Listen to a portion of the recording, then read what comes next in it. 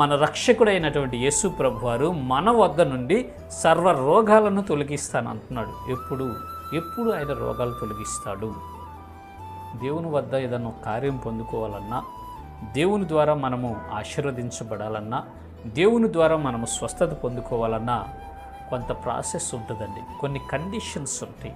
దేవుడు కండిషన్ లేకుండా ఏ మేలు చేయడు, కండిషన్ లేకుండా ఏ ఆశీర్వాదం రాదు, కండిషన్ లేకుండా ఏ దీవెన మనకు ప్రాప్తించదండి.